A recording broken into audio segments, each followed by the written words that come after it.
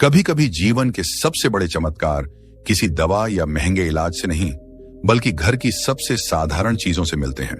सोचिए, अगर आपको कोई कहे कि आपकी रसोई में रखा साधारण सा सरसों का तेल ही आपके शरीर की कई बीमारियों को मिटाने की शक्ति रखता है, तो क्या आप विश्वास करेंगे? शायद नहीं। परंतु यही तो वह गुप्त रहस्य है जिसे भारत के महान योगी परमहंस योगानंद जी ने अपने शिष्यों को सिखाया था। रात का समय, जब सारा संसार मौन हो जाता है, जब शरीर विश्राम में जाता है और आत्मा भीतर की यात्रा पर निकलती है, उस समय सरसों का तेल शरीर के कुछ विशेष स्थलों पर लगाया जाए तो यह शरीर को रोग मुक्त कर देता है।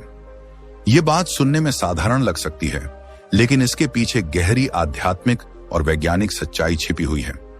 बंगाल के एक छोटे से गांव में रमेश नाम का युवक रहता था। देखने में स्वस्थ दिखता था, परंतु उसके भीतर बीमारियों का अड्डा बना हुआ था। कभी सर दर्द उसे सताता तो कभी पेट दर्द, कभी खांसी से परेशान होता तो कभी कमजोरी उसे बिस्तर पर पटक देती। गांव का डॉक्टर हर बार कुछ गोलियां दे देता, पर दवाइयां असर करती भी तो बस कुछ दिनों तक। बीमारी फिर लौट आती और रमेश फिर वहीं थकान और निराशा में डूब जाता। धीरे धीरे उसके परिवार को भी लगने लगा कि शायद यह लड़का जीवन भर बीमार ही रहेगा। एक दिन गांव के पास के मंदिर में प्रवचन का आयोजन हुआ। गांव वाले बड़ी संख्या में वहां पहुंचे। रमेश भी किसी आशा से चला गया कि शायद उसे मन की शांति मिले। मंच पर एक साधु बैठे थे, जिनका चेहरा तेज से दमक रहा था। उनकी वाणी में अद्भुत आकर्षण था। वे कह रहे थे, रोग केवल शरीर का नहीं होता, रोग मन और आत्मा से भी जुड़ा होता है। जब मन अशांत हो, जब जीवन में संतुलन न हो, तब शरीर बीमार पड़ता है। और जब हम प्रकृति से जुड़ते हैं, जब साधारण और शुद्ध उपाय अपनाते हैं, तब रोग मिटने लगते हैं। ये शब्द रमेश के हृदय में उतरते चले गए। उसे लगा जैसे यह साधु उसकी ही पीड़ा को समझ रहा हो। प्रवचन के बाद रमेश आगे बढ़ा और साधु के चरणों में गिर पड़ा। उसने कहा, महाराज, मैं वर्षों से बीमारियों से जूझ रहा हूं, दवाइयां भी खाई हैं, पर कोई असर नहीं हुआ। क्या आप मुझे कोई ऐसा उपाय बता सकते हैं जिससे मैं स्वस्थ हो जाऊं? साधु ने उसकी आंखों में गहराई से देखा, कुछ क्षण मौन रहे, फिर मुस्कुराए और बोले, बेटा, तुम्हारी समस्या का हल तुम्हारे घर में ही है, परंतु उसके लिए तुम्हें विश्वास करना होगा। क्या तुम विश्वास कर सकते हो कि रात के अंधेरे में जब तुम सोने जाते हो, केवल सरसों का तेल तुम्हारे शरीर से सारे रोगों को मिटा सकता है? रमेश चौंक गया। उसके चेहरे पर अविश्वास और उत्सुकता दोनों झलकने लगे। उसने कहा, तेल? साधारण सरसों का तेल? यह तो खाना बनाने में उपयोग होता है, इससे बीमारियां कैसे मिट सकती हैं? साधु ने गहरी सांस ली और कहा, सरसों का तेल केवल खाना पकाने का साधन नहीं है, यह धरती और सूर्य की ऊर्जा का संगम है। यह शरीर की नसों में जीवन का संचार करता है, परंतु इसे हर जगह नहीं, बल्कि केवल 4 विशेष स्थानों पर लगाना है। और याद रखो, यह कार्य केवल रात में करना है, जब शरीर विश्राम में होता है और आत्मा भीतर से उपचार की प्रक्रिया को स्वीकार करने के लिए तैयार होती है। रमेश का मन अब और भी बेचैन हो गया। उसने साधु से कहा, महाराज, कृपा करके मुझे बताइए, वे स्थान कौन से हैं? मैं आज ही से इसे अपनाना चाहता हूं। साधु मुस्कुराए और बोले, धैर्य रखो बेटा, रहस्य तुरंत नहीं मिलता। पहले तुम्हें समझना होगा कि रात का समय क्यों चुना गया है। दिन में तुम्हारा शरीर लगातार सक्रिय रहता है, काम करता है, इधर उधर दौड़ता है। उस समय शरीर तेल की शक्ति को पूरी तरह आत्मसात नहीं कर पाता। परंतु रात में जब सारी दुनिया शांत होती है, तुम्हारे भीतर का उपचार तंत्र जाग जाता है। यही कारण है कि यह उपाय केवल रात में किया जाता है। रमेश अब समझ चुका था कि यह कोई साधारण ज्ञान नहीं है। यह एक रहस्य है जिसे पीढ़ियों से योगी साधु ही जानते आए हैं। उसका मन अब और भी उतावला हो गया, परंतु साधु ने हाथ उठाकर उसे शांत किया और कहा, कल आना, तब मैं तुम्हें बताऊंगा उन 4 गुप्त स्थलों का नाम। उस रात रमेश करवटें बदलता रहा। उसके मन में यही प्रश्न घूमता रहा कि आखिर वे 4 स्थान कौन से होंगे, और सच में क्या सरसों का तेल इतना चमत्कार कर सकता है? परंतु उसके भीतर कहीं गहराई से एक आवाज आ रही थी, हाँ, यह सत्य है और कल से तुम्हारा जीवन बदलने वाला है। रात बीत गई, लेकिन रमेश की आंखों में नींद नाम की कोई चीज नहीं थी। वह बार बार छत की ओर देखता और सोचता, आखिर वह कौन से 4 गुप्त स्थान हैं जिन पर सरसों का तेल लगाने से बीमारियां मिट सकती हैं। उसका मन किसी छोटे बच्चे की तरह बेचैन था। सुबह होते ही वह बिना किसी देर किए साधु के आश्रम की ओर निकल पड़ा। आश्रम में पहुंचकर उसने देखा कि साधु ध्यान में लीन बैठे हैं। वहां का वातावरण बड़ा शांत था। वृक्षों की छाया, पक्षियों की मधुर चहचहाहट और हवा में घुली तुलसी व चंदन की खुशबू। रमेश कुछ देर उनके सामने मौन खड़ा रहा, फिर धीरे से बोला, महाराज, मैंने रात भर नींद नहीं ली। मेरे भीतर केवल यही सवाल घूमता रहा कि आखिर वे 4 गुप्त स्थान कौन से हैं? कृपा करके मुझे बताइए। साधु ने अपनी आंखें खोली। चेहरे पर वही दयालु मुस्कान थी। उन्होंने कहा, रमेश, तुम तैयार हो, लेकिन याद रखो, यह ज्ञान केवल शरीर का नहीं है, यह आत्मा और जीवन शैली का भी है। यदि तुम केवल तेल लगाने को ही इलाज समझोगे तो आधा परिणाम ही पाओगे, पर यदि इसे श्रद्धा, विश्वास और अनुशासन के साथ करोगे तो तुम्हारे भीतर से हर रोग का बीज समाप्त हो जाएगा। रमेश ने सिर झुकाकर कहा, महाराज, मैं वचन देता हूं कि मैं पूरे विश्वास के साथ इसे अपनाऊंगा। साधु ने गहरी सांस लेकर कहा, तो सुनो, पहला स्थान है तुम्हारे पैर। रात में जब तुम सोने जाओ तो अपने दोनों पैरों के तलवों पर सरसों का तेल लगाओ। पैर केवल चलने का साधन नहीं है, यह शरीर के सारे बिंदुओं का संगम है।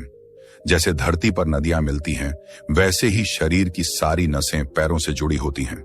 जब तुम तलवों पर तेल लगाते हो तो यह नसों में गर्मी और ऊर्जा का प्रवाह करता है। थकान मिट जाती है, नींद गहरी आती है और हृदय की धड़कनें भी संतुलित होती हैं। रमेश मंत्र मुग्ध होकर सुनता रहा। साधु आगे बोले, दूसरा स्थान है तुम्हारी नाभि। नाभि केवल शरीर का केंद्र नहीं है, यह जीवन का मूल भी है। जब गर्भ में शिशु रहता है तो उसी नाभि से उसकी सारी ऊर्जा मिलती है। इसलिए नाभि पर सरसों का तेल लगाने से पाचन सुधरता है, कब्ज दूर होता है, शरीर में नई शक्ति का संचार होता है। जो लोग पेट की बीमारियों से जूझते हैं, उनके लिए यह वरदान है। रमेश के मन में अब हल्की रोशनी सी जगने लगी।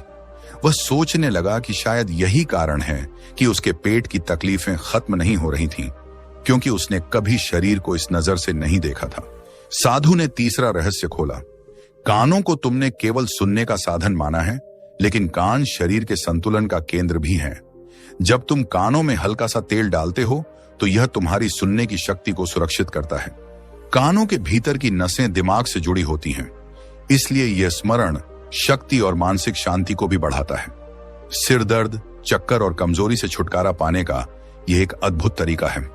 रमेश अब हैरान था। वह सोच रहा था कि इतने साधारण उपायों में इतना बड़ा चमत्कार कैसे छुपा हो सकता है। साधु ने अब चौथा और अंतिम रहस्य बताया। तेल का चौथा स्थान है तुम्हारी हथेलियां। हाथ केवल काम करने का साधन नहीं है, इन हथेलियों में ब्रह्मांडीय ऊर्जा का प्रवाह होता है।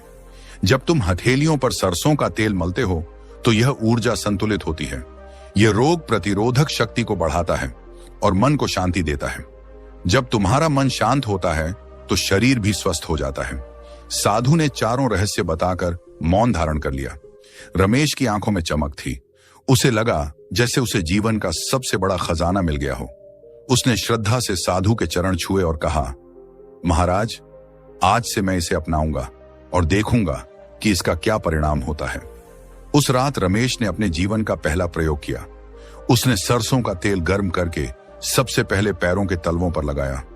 तेल का स्पर्श उसे भीतर तक राहत दे रहा था, जैसे थकान का बोझ पिघलकर धरती में समा गया हो। उसके बाद उसने नाभि पर कुछ बूंदें डाली। ऐसा लगा मानो पेट हल्का हो गया हो और भीतर कोई नई ऊर्जा का स्रोत जाग गया हो। फिर उसने कानों में तेल की बूंदें डाली और तुरंत उसके सिर का बोझ हल्का हो गया। अंत में उसने हथेलियों पर हल्के हल्के तेल को मलकर अपनी आंखें बंद की। कुछ ही मिनटों में रमेश गहरी नींद में डूब गया। यह नींद पहले की हर नींद से अलग थी।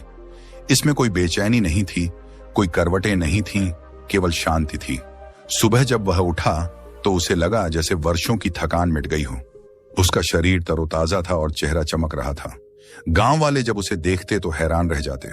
वह रमेश जो हमेशा थका हारा और बीमार सा दिखता था, अब उत्साह से भरा हुआ था। धीरे धीरे उसकी पुरानी बीमारियां खत्म होने लगीं। पेट दर्द गायब हो गया, सिर दर्द का नामो निशान नहीं रहा। उसकी आंखों में नई चमक थी और कदमों में नई ताकत। रमेश हर दिन रात को यह प्रक्रिया करता और हर सुबह उसका आत्मविश्वास और बढ़ता जाता। अब वह दूसरों को भी इस रहस्य के बारे में बताने लगा। गांव के बुजुर्ग, बच्चे, महिलाएं सब इस उपाय को अपनाने लगे और धीरे धीरे गांव में बीमारियां कम होने लगीं।